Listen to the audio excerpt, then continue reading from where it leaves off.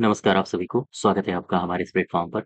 जून 2024 की हम लोग करंट अफ़ेयर्स पढ़ रहे थे। इसके 3 पार्ट इसके कवर कर लिए थे। ये इसका चौथा पार्ट है। उत्तर प्रदेश की करंट अफ़ेयर्स है, इस पर ध्यान दीजिए।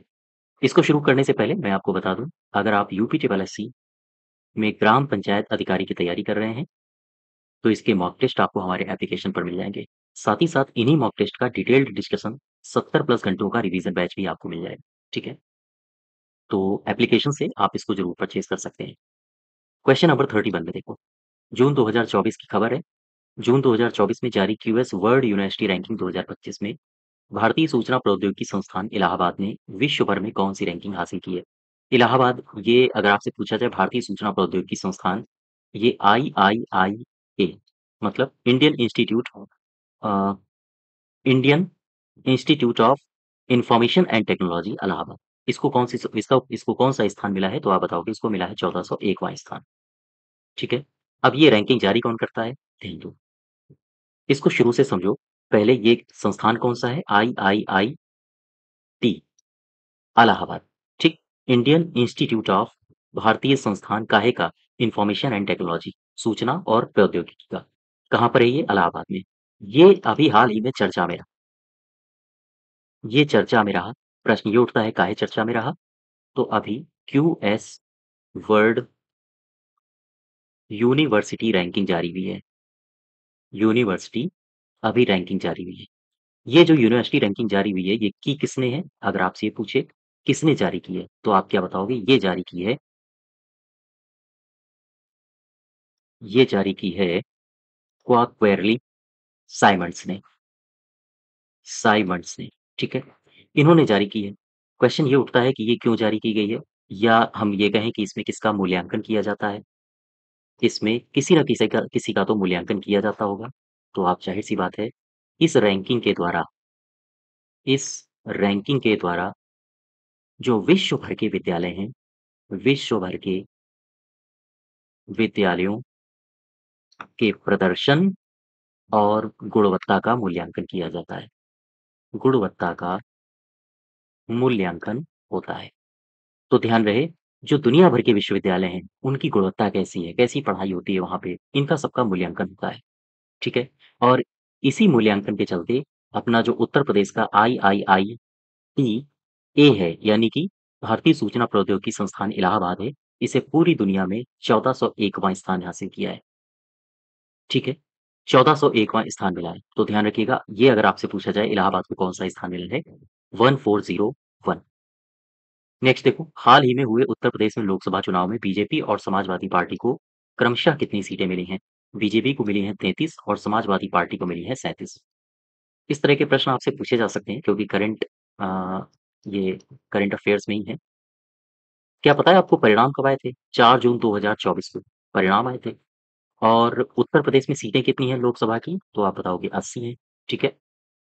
ये जो 80 सीटें हैं, इसमें सबसे बड़ी पार्टी के रूप में उभरी है समाजवादी पार्टी। कितनी सीटें हैं? 37। इसके बाद फिर बीजेपी का नंबर आता है 33। इसके बाद फिर नंबर आता है कांग्रेस का टोटल 6 सीटें। 2 सीटें आरएलडी की हैं, 2 सीटें, और इसके बाद 1 सीट है, ये जो अ, ये किसकी पार्टी है ये? चंद्रशेखर रावण की आज़ाद पार्टी। आज़ाद पार्टी। 1 सीट, और इसके अलावा 1 सीट आई है अपना दल को। अपना दल 1 सीट। टोटल गिनो ज़रा कितने हो गए? 7 3 10 6 16 17 18 19 20। 20 का मतलब 3 3 6 6 2 8। ठीक? टोटल 80 सीटें, और ये है इनका रिज़ल्ट। सबसे बड़ी पार्टी समाजवादी है, दूसरे नंबर पर बीजेपी बन के उभरी है। वापस आ जाओ। पूछ रहा है कि समाजवादी और बीजेपी को कितना मिला है? बीजेपी को 33 है, समाजवादी को 37 है। 33 देखो, हाल ही में यूजीसी के द्वारा प्रायोजित मालवीय मिशन प्रशिक्षण कार्यक्रम के तहत कहाँ पर 24 दिवसीय फैकल्टी इंडक्शन कार्यक्रम का उद्घाटन किया गया है? ये जो 24 दिवसीय फैकल्टी इंडक्शन कार्यक्रम हो रहा है, ये कहाँ पर किया गया है? आप बताओगे आईआईटी पीएचयू में। आओ देखो, आईआईटी पीएचयू में। अभी हाल ही में आईआईटी, ये जो पीएचयू है बनारस हिंदू यूनिवर्सिटी, यहाँ पर एक कार्यक्रम हुआ है। यहाँ पर एक कार्यक्रम हुआ है। क्वेश्चन ये उठता है, ये कार्यक्रम कौन सा है? तो आप बताओगे मालवीय मिशन शिक्षक प्रशिक्षण कार्यक्रम, शिक्षक प्रशिक्षण कार्यक्रम, ठीक है? मालवीय मिशन शिक्षक प्रशिक्षण कार्यक्रम, ये कार्यक्रम हुआ। क्वेश्चन ये उठता है कि इसको आयोजित या इसको प्रायोजित किसने किया? इसका प्रायोजन किसने किया? आप बताओगे यूजीसी, यूजीसी बोले तो विश्वविद्यालय अनुदान आयोग। क्या मुझे बता सकते हो पार्ट दूसरे या तीसरे मैंने बताया था यूजीसी अभी चर्चा में क्यों था? इसने केजीएमयू के दंत संकाय के साथ-साथ और किस विश्वविद्यालय को डिफाल्टर घोषित किया है? कमेंट बॉक्स में बताइए आप, ठीक है? अच्छा ये यूजीसी इस कार्यक्रम का प्रायोजन ये इसने प्रायोजित किया। तो ये जो कार्यक्रम है, ये कार्यक्रम लगभग 24 दिन चलेगा, 24 डेज़ चलेगा। तो हम कह सकते हैं कि 24 दिन का फैकल्टी इंडक्शन कार्यक्रम है और साथ ही साथ जब भी कोई कार्य होता है, जब भी कोई कार्यक्रम होगा, फंक्शन होगा, तो कुछ न कुछ लक्ष्य होगा। इसका क्या लक्ष्य है? इसका लक्ष्य है व्यावसायिक व्यावसायिक विकास को बढ़ावा देना, यहाँ पर फ़ोकस किया जाएगा, बढ़ावा देना, साथ ही साथ शैक्षणिक कौशल को बढ़ावा देना, इन्हीं विषयों पर ध्यान केंद्रित किया जाएगा, ध्यान केंद्रित होगा। यानी ये जो प्रोग्राम हो रहा है, ये प्रोग्राम किन विषयों पर ध्यान केंद्रित करने के लिए किया जा रहा है? व्यावसायिक विकास को बढ़ावा देना, साथ ही साथ जो शैक्षणिक कौशल है, उसको बढ़ावा देने के लिए, ठीक है? एक बात और यहाँ से याद रखो, इसी में ये फैसला लिया गया है कि जो मानव संसाधन विकास केंद्र है, मानव संसाधन विकास केंद्र के नाम में परिवर्तन किया गया है, के नाम बदले गए हैं। तो अब इनका नाम क्या हो गया है? अब इनका नाम रखा जाएगा मदन मोहन मालवीय शिक्षक प्रशिक्षण केंद्र, ठीक है? मानव संसाधन विकास केंद्र के नाम बदल के मदन मोहन मालवीय शिक्षक प्रशिक्षण केंद्र कर दिया गया है। तो इसका सही उत्तर क्या होगा? इसका सही उत्तर होगा आईआईटी पीएचयू यानी कि वाराणसी, ठीक है? पूछे अगर आपसे कि हाल ही में यूजीसी के द्वारा प्रायोजित मालवीय मिशन शिक्षक प्रशिक्षण कार्यक्रम के तहत 24 दिवसीय फैकल्टी इंडक्शन कार्यक्रम का उद्घाटन कहाँ किया गया? आप बताओगे पीएचयू वाराणसी में। नेक्स्ट देखो, क्वेश्चन नंबर है आपका 34। 34 में क्या बोल रहा है? निम्न कथनों पर विचार करो और सही कथन को पहचानिए। करो भाई विचार। 31 मई 2024 को बनारस हिंदू विश्वविद्यालय के संकाय सदस्यों ने 2024 सत्र के लिए स्वयं कार्यक्रम के 15 नए पाठ्यक्रम विकसित किए। हाँ, ये सही है, मैंने आपको बताया भी था। दूसरा या तीसरा आपका सेट था, है ना? 31 मई 2024 को बीएचयू के संकाय सदस्यों ने स्वयं के कितने नए पाठ्यक्रम विकसित किए हैं? 15। और ये स्वयं क्या होता है? ये भी मैंने आपको बताया था। अगला देखो, पाठ्यक्रमों के तकनीकी सहयोग के लिए कौन नियुक्त किया गया है? आईआईटी मद्रास। और कौन नियुक्त किया गया है? आईआईटी कानपुर। और मैंने आपको बताया था इसमें टोटल पैसा फंड कौन दे रहा है? मैंने बताया था शिक्षा मंत्रालय, है ना? स्वयं का पूरा नाम क्या है? Study webs of learning active learning for young aspiring minds. ये तीनों के तीनों कथन आपके सही हैं। इन तीनों के बारे में पहले भी आपसे चर्चा कर चुका हूँ, ठीक है? 35 देखो, निम्नलिखित कथनों में विचार कीजिए तथा सही कथन बताइए। उत्तर प्रदेश पुलिस का पहला डॉग स्क्वाड ट्रेनिंग सेंटर ये मेरठ जनपद में स्थापित किया जाएगा। इसके लिए भूमि वगैरह का वो जो निगरानी होती है या भूमि की जो जाँच होती है, वो सारा कुछ कर लिया गया है कि यहाँ बनेगा, वहाँ बनेगा और बाकी अब ज़मीन में उतारने की इसकी बारी है। तो उत्तर प्रदेश पुलिस का पहला डॉग स्क्वाड ये कहाँ बनेगा? मेरठ में। प्रदेश सरकार पर्यावरणीय प्रदूषण को कम करने के लिए लखीमपुर खीरी में बायोप्लास्टिक पार्क की स्थापना करेगी, ये भी सही है। ठीक है, बायोप्लास्टिक पार्क बनाया जाएगा। और तीसरे में आओ, श्रीमद् भागवत महापुराण मंदिर का निर्माण कार्य मथुरा के वृंदावन के मिथिला कुंज आश्रम में ये निर्माण कार्य जारी है। ये सारे के सारे कथन आपके सही हैं। ठीक है, इन दोनों के बारे में मैं पहले भी चर्चा कर चुका हूँ। नेक्स्ट देखो, मीडिया से मिली जानकारी के अनुसार उत्तर प्रदेश राज्य प्रधानमंत्री जनधन योजना के तहत जन धन अकाउंट खुलवाने में महिला खाता धारकों की संख्या सर्वाधिक रही है। फिर से पढ़ो इसको, ध्यान दें। मीडिया से मिली जानकारी के अनुसार उत्तर प्रदेश जो राज्य है अपना, इस राज्य में प्रधानमंत्री जनधन योजना के तहत जो जनधन अकाउंट खुले हैं, उसमें महिला खाता धारकों की संख्या क्या सर्वाधिक रही है? हाँ, बिल्कुल सर्वाधिक रही है। दूसरे में आओ, उत्तर प्रदेश सरकार लखनऊ में गोमती नदी के किनारे राष्ट्रीय प्रेरणा स्थल का निर्माण करेगी। हाँ, बिल्कुल करेगी। इन दोनों कथनों को देखो, ये दोनों कथन आपके सही हैं। सबसे पहले इसको देखो ऊपर वाले को। आओ देखो, जन-धन अकाउंट देश में उत अपने देश में जो जन-धन खाते हैं, जन-धन खातों में जितने भी खाते खुले हैं, इन खातों में सर्वाधिक संख्या किसकी है? सर्वाधिक संख्या लगभग-लगभग 18% ये उत्तर प्रदेश की है, ठीक है? उत्तर प्रदेश की है। तो अगर मैं आपसे पूछूँ कि बताओ उत्तर प्रदेश में ये मैं डेटा दे रहा हूँ जून का, चूँकि जून की करंट अफ़ेयर्स चल रही है ना, तो जून 2024 तक उत्तर प्रदेश में जो जन-धन खाता हैं, ये कितने खुले थे?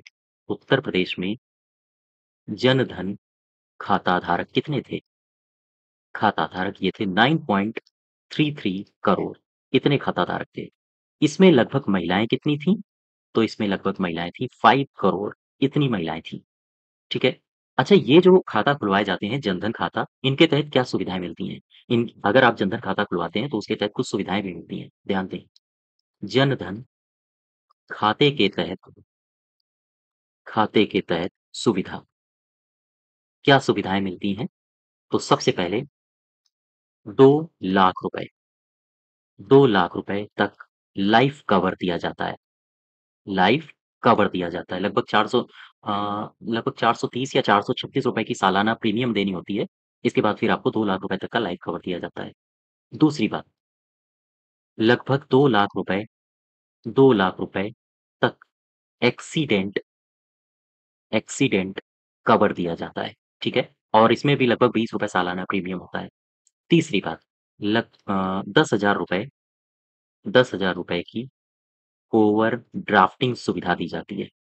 ओवरड्राफ्टिंग सुविधा, ये भी मिलती है, ठीक है? 2 लाख रुपए तक का लाइफ कवर, 2 लाख रुपए तक का एक्सीडेंट कवर और 10,000 रुपए तक का ओवरड्राफ्टिंग सुविधा दी जाती है। और इससे पहले ध्यान दें, ये सब हुआ है काम 2018 से।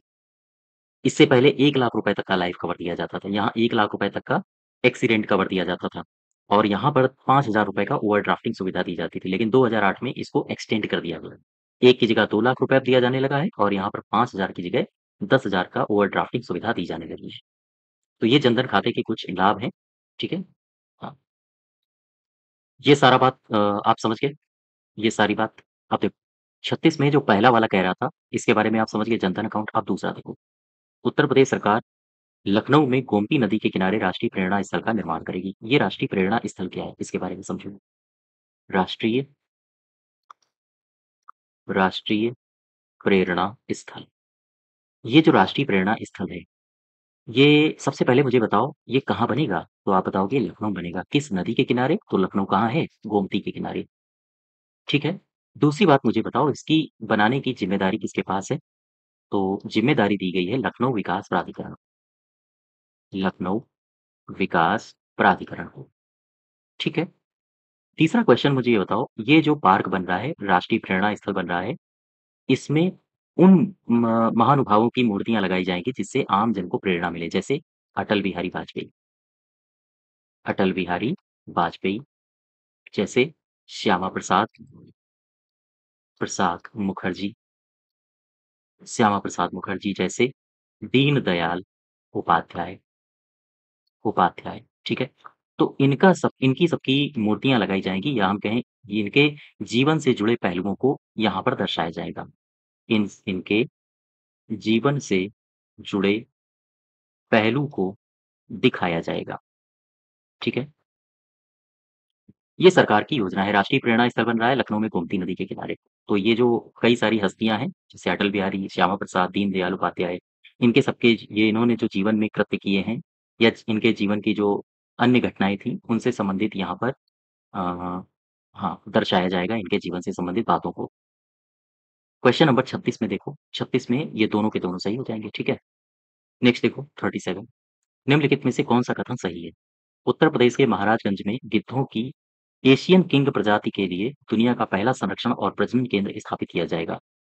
ये कहाँ स्थापित किया जाएगा? महाराजगंज में। ये जिला याद रखना, महाराजगंज। फिर से समझो, उत्तर प्रदेश के महाराजगंज में जो गिद्धों की एशियन किंग प्रजाति है, उसके लिए पहला संरक्षण और प्रजनन केंद्र स्थापित किया जाएगा। इस केंद्र का नाम जटायु संरक्षण केंद्र होगा। बिल्कुल सही है, ये भी कथन सही है, ये भी सही है। यह केंद्र लुप्तप्राय प्रजातियों की आबादी में सुधार करेगा। ये जो महाराजगंज में केंद्र स्थापित किया जाएगा, ये लुप्तप्राय प्रजातियों में सुधार करेगा जो वर्ष 2007 से अंतर्राष्ट्रीय प्राकृतिक संरक्षण संघ की लुप्तप्राय सूची में दर्ज हैं। ठीक है? अब मुझे ये बताओ, ये जो गिद्ध हैं, एक सिंपल सा क्वेश्चन आपके साइंस में पूछा जाता है, गिद्धों के विलुप्ति का कारण क्या है? तो एक दवा याद रखना, डाइक्लोफेनाक, डाइक्लोफेनाक। तो ये 37 के सही सभी हो जाएंगे। ठीक है? इसके बारे में एक बार फिर समझो। ये कहाँ पर गिद्धों के लिए जो संरक्षण और प्रजनन केंद्र स्थापित किया जा रहा है, आप बताओगे महाराजगंज। इसका नाम क्या है? जटायु संरक्षण प्रजनन केंद्र। और ये किस सूची में है? लुप्तप्राय में। नेक्स्ट देखो, 38। हाल ही में पूर्वांचल कोऑपरेटिव बैंक पर आरबीआई ने बड़ी कार्रवाई करते हुए इसका लाइसेंस रद्द कर दिया है। ये पूर्वांचल कोऑपरेटिव बैंक ये कौन है? गाजीपुर है, बनारस है, प्रयागराज है। ये है गाजीपुर। अभी हाल ही में गाजीपुर पूर्वांचल कोऑपरेटिव बैंक का लाइसेंस रद्द किया गया है और आरबीआई ने हाँ इस पर बड़ी कार्रवाई की है। अगर आपसे पूछा जाए ये इसकी स्थापना कब हुई थी, तो आप बताओगे 1989, 1989 में इसकी स्थापना हुई थी और गाजीपुर में है। अच्छा, आरबीआई ने कारण क्या दिया है? क्यों इसका लाइसेंस रद्द कर दिया? आरबीआई ने कहा है कि इस बैंक के पास पर्याप्त पूंजी नहीं थी और साथ ही साथ इसके पास कोई कमाई की संभावना भी नहीं थी। इस वजह से हम इसका लाइसेंस रद्द कर देंगे। तो केवल और केवल आप उत्तर प्रदेश की घटना है, तो यही याद रखो। कौन-सी कोऑपरेटिव बैंक का लाइसेंस रद्द किया है? गाजीपुर पूर्वांचल कोऑपरेटिव बैंक का, हाल ही में, जून 2024 की मैं बात कर रहा हूँ। ठीक है? 39 नंबर देखो। कह रहा है हाल ही में चर्चा में रही केन-बेतवा लिंक परियोजना के अंतर्गत निम्न कथनों पर विचार करो और सही कथन बताइए। केन-बेतवा लिंक परियोजना ये जून 2024 में अभी चर्चा में थी। इसमें कौन-कौन से राज्य लाभान्वित हो रहे हैं इस परियोजना के अंतर्गत? केन नदी है, बेतवा नदी है, ध्यान रखिएगा। इन नदियों को जोड़ने के लिए जोड़ने के लिए ये परियोजना लाई गई है। इसमें मध्य प्रदेश, उत्तर प्रदेश की बहुप्रतीक्षित केन-बेतवा लिंक परियोजना के लिए केंद्र सरकार ने 44,605 करोड़ रुपए जारी किए हैं। बिल्कुल सही है। इस परियोजना के पूरा होने पर मध्य प्रदेश के 9, साथ ही साथ उत्तर प्रदेश के 4 जिलों को लाभ मिलेगा। उत्तर प्रदेश के जो 4 जिले हैं, उनमें एक है महोबा, बांदा, झांसी और साथ ही साथ ललितपुर। ललितपुर, ये जिले हैं जिनको लाभ प्रदान किया जाएगा। तीसरा कह रहा है इस परियोजना का संचालन केंद्र सरकार के जल शक्ति मंत्रालय, उत्तर प्रदेश और साथ ही साथ मध्य प्रदेश के सहयोग से किया जाएगा। ये भी कथन सही है, सारे के सारे आपके कथन सही हो जाएंगे। ठीक है? नेक्स्ट देखो 40। हाल ही में चर्चा में रही पीएम किसान सम्मान निधि के अंतर्गत सही कथन की पहचान करो। पीएम किसान सम्मान निधि अभी चर्चा में रही थी, क्यों? पता है आपको? नरेंद्र मोदी आए थे वाराणसी और इन्होंने यहाँ पर जो इसकी 17वीं किस्त है, उसको जारी किया था। तो 18 जून 2024 को प्रधानमंत्री अभी वाराणसी में आए। प्रधानमंत्री किसान सम्मान निधि की 17वीं किस्त इन्होंने जारी की। ये याद रखिएगा। कहाँ से जारी की है? ये आपसे जिला पूछ सकता है। आप बताओगे वाराणसी। कौन से नंबर की किस्त है? आप बताओगे 17वीं। इस किस्त का लाभ 9.3 करोड़ किसानों को मिलेगा। बिल्कुल सही है, लगभग 9.3 करोड़ किसानों को मिलेगा। ठीक है? इसका अर्थ है कि सरकार 20,000 करोड़ रुपए किसानों के अकाउंट में ट्रांसफर करेगी। ये दोनों ही कथन आपके सही हैं। 20,000 करोड़। और पीएम किसान सम्मान निधि में पैसा कितना मिलता है? मैंने आपको बार-बार बताया है। इसमें 6,000 रुपए की सहायता राशि दी जाती है। 2,000 रुपया प्रति 4 माह में किसानों के अकाउंट में ट्रांसफर किए जाते हैं। तो 4 माह, 4 माह, 4 माह, यानी कि 4, 4, 8, 4, 12, 12 महीने हो गए। 2,000 रुपए यहाँ आ रहे हैं, 2,000 यहाँ आ रहे हैं, 2,000 यहाँ आ रहे हैं। 2, 2, 4, 2, 6, टोटल कितना रुपया दिया जा रहा है? 6,000 रुपया। ठीक है? तो इसका सही उत्तर क्या हो जाएगा? दोनों।